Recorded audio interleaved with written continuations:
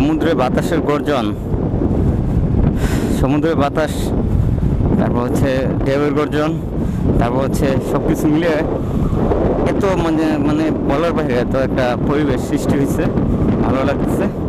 খুবই টায়ার্ড, আমরা খুবই ঘামতেছি, বাট এই সৌন্দর্যের কাছে ঘাম টায়ার্ড এগুলো কিছুই না। এখন বাইকটা অফ করাতে হবে, কারণ হচ্ছে বাইকের ভিতর পানি ঢুকছে। বাইকের ভিতর হয়তো সাইলেন্সার দিয়ে বা এই দিয়ে পানি ঢুকতে পারে, জানা নেই। আর হচ্ছে যে বাইকে প্রচুর বালি পড়ছে, তার কারণে বাইকটা অফ করাতেই হবে। দেখা যাক এখন।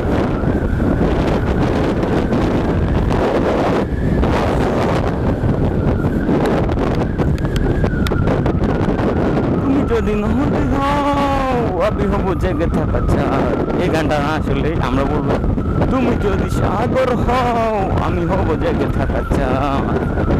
খুবই সুন্দর পরিবেশ, পাহাড় এক সাইডে।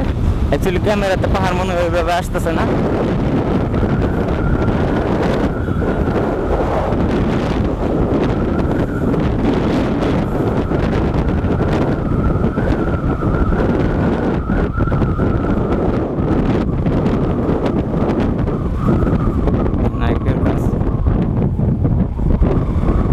নারকেল গাছগুলো অনেক সুন্দর।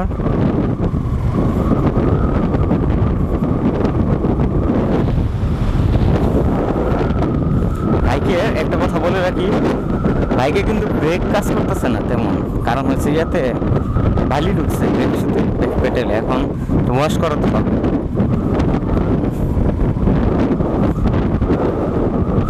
পিছনেরটাতে কি অবস্থা? সেম। ও আচ্ছা, আমরা কি এদিক দিয়ে? হ্যাঁ হ্যাঁ হ্যাঁ, এদিক দিয়ে আসছিলাম।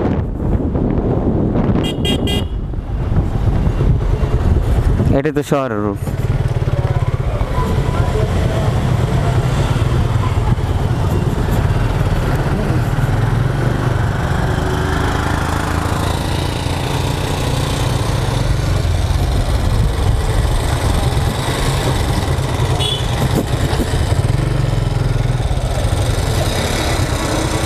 প্রত্যেকবার তো নিজে গোসল করি, এবারে এসে বাইককে গোসল করালাম সমুদ্রে।